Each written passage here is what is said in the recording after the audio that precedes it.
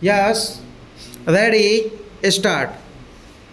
If they want to carry on government, there are only two ways of doing that.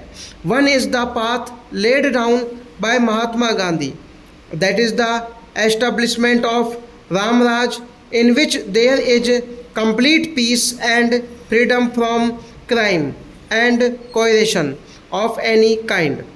All of you can try to achieve it, but there is no doubt that you cannot get it overnight.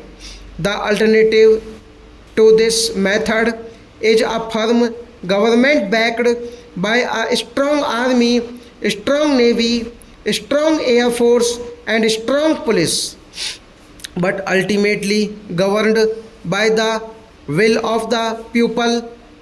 Under such a system, the government in office is entitled to the support of the people unless it follows a wrong path. Prafulla Babu is a servant of the people. They can place before him all their grievances, for he is not inaccessible like foreigners. Bengal should be proud of its ministry, its police, and its public services. It should teach them how to be good public servants. Similarly, the ministry cannot act in an irresponsible manner. The public safety bill is being attacked because it is taken to be an encroachment on civil liberties of the people, but they forget that the bill is to be enforced by popular representatives. If our own men utilize the province's provisions of the bill to harass their political opponents, they cannot remain in office for a day. If therefore anybody wants to attack government on this plank, he is making a great mistake. They also say that the new ministry is behaving like its predecessors, even if they did so. Where was the objection? After all, they are responsible and responsive men. They cannot harm anyone without paying the plenty for it. It is in these circumstances that the ministry has thought fit placing before it the interest of the province to ask for special powers, and they are entitled to get them. Democracy has just been born. Let it stand firmly on its feet before taking it to task for its working. Calcutta is the largest city of India. Formerly, it commanded the leadership of this country. It should do so even now, but it is not the old Calcutta which held aloft the torch of leadership in the olden days. Nevertheless, there is one thing on which Calcutta can be proud. It has escaped the storm which affected other parts of India after partition. For in Calcutta had also given itself up to barbarity, the whole country would have been in flames. The spark which was when Calcutta had the test of a general strike and direct action has not yet died down.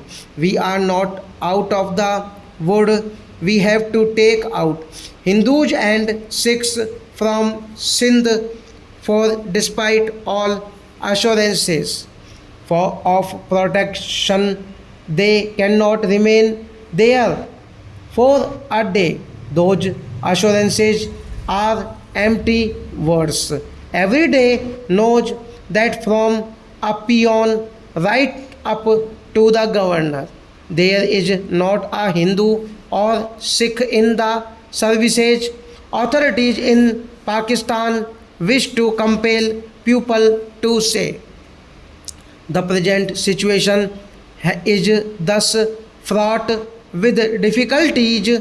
Only one thing morning I saw a long statement of a leader in which he had brought in Junagadh along with Kashmir, but there is no parallel in regard to Kashmir. In we say it is better to have an open fight than to have distinguished warfare such as has been going on. It is for this reason that we have gone to the UNO to have the issue finally settled. But Junagadh things have settled themselves without a fight. The Diwan has asked for our intervention and the Nawab fled. The provincial government started from the Junagadh territory itself and did not get any support either from the Indian Dominion or from its population. There is therefore nothing common between Junagadh and Kashmir, but even then we have made it plain that a plebiscite should be the deciding factor in the Kashmir situation. But how can any plebiscite be held when fighting is going on? If we have ultimately to save Kashmir by the sword, where is the scope for plebiscites? I should like to make one thing clear that we shall not surrender an inch of Kashmir territory to anybody. As regards the controversy of a secular versus Hindu state, there can be no serious talk of a Hindu state. But one fact indisputable, there are 4 crores of Muslims in India, many of whom helped the creation of Pakistan. How can one believe that they will change overnight? The Muslims say that they are loyal citizens, and therefore why should anybody doubt their bona fides to them? I should say, why do you ask us? Search your own conscience. India only wishes to be left alone. I would tell Pakistan, you have now got Pakistan. I wish you to be happy. It is only when your teeth are sold that you need come back to us. You want to make Pakistan a heaven on earth. We ourselves welcome it, for after all, we shall also benefit from it. Stop.